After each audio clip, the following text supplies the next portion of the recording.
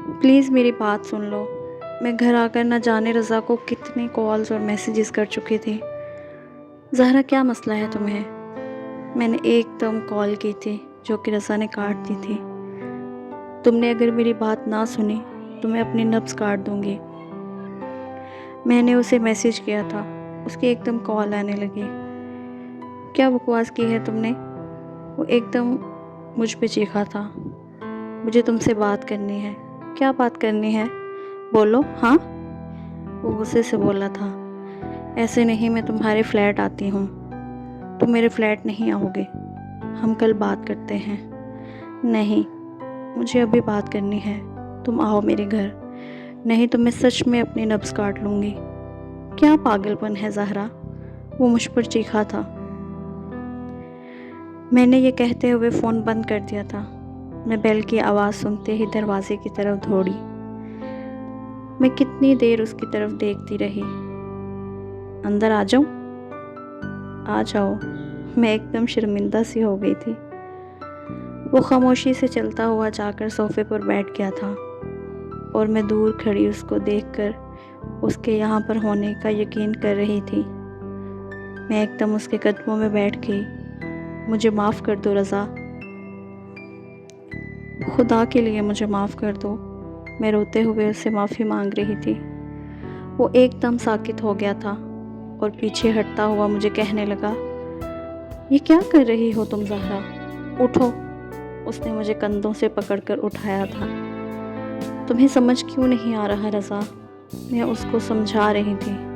کیا نہیں سمجھ آ رہا؟ وہ میری آنکھوں میں دیکھتا ہوا مجھے بول رہا تھا۔ میں آنکھیں جھکا گئی اور پھر اس کی طرف دیکھتے ہوئے بولی، تمہیں یقین نہیں آ رہا نا؟ تم نے کیا تھا یقین؟ وہ مجھے ماضی کا حوالہ دیتے ہوئے بولا تھا۔ میں معافی بھی تو مانگ رہی ہوں نا۔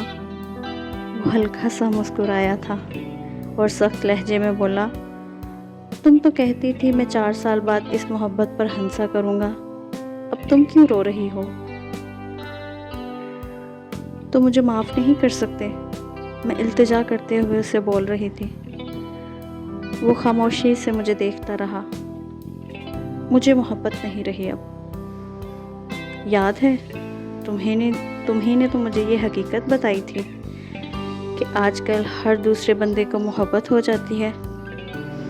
تم جھوٹ بول رہے ہو۔ اگر تمہیں مجھ سے محبت نہ ہوتی تو میری دھمکی دینے پر کیوں آئے ہو؟ مری میں جب میں کھو گئی تھی تو مجھے ڈھونڈتے ہوئے کیوں آئے تھے؟ تم ترس کھا لو مجھ پر، میں شدت سے روتے ہوئے بولی تھی۔ جب تمہیں پتا تھا میں مر رہا ہوں تو تم لندن کیوں گئی تھی؟ تمہیں تو میرے پہ ترس بھی نہیں آیا تھا۔ تمہیں پتا ہے کہ میں ہسپتال میں تمہارا کتنا انتظار کر رہا تھا۔ مجھے ہر آہٹ پہ لگتا تھا تم آئی ہو، لیکن تم نے آنے میں 4 سال لگا دیے زہرا، 4 سال۔ میں اب آہٹوں پر چونکنا بھی چھوڑ دیا ہے۔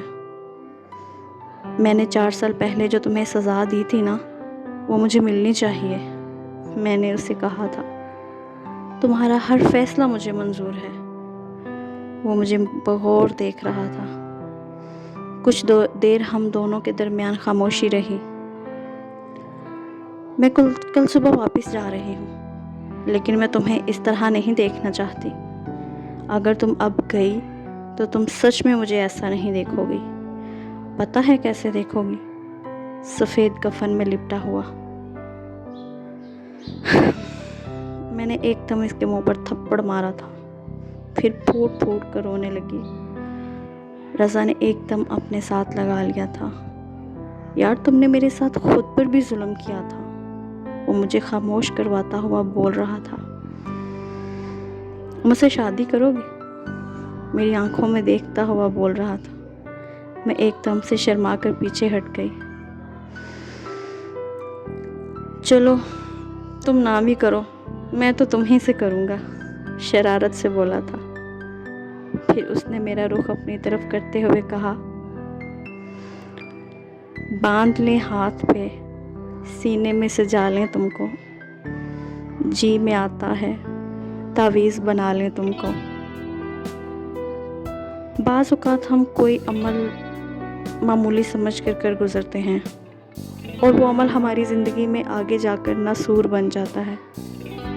ہر بات کا ایک مطلب ہوتا ہے، ایک مخصوص معنی، اور جو کوئی اس معنی کو مد نظر رکھتے ہوئے چلتا ہے اس کو زندگی موقع دیتی ہے۔ دنیا اتنی بھی حسین نہیں ہوتی جتنی ہمیں لگتی ہے۔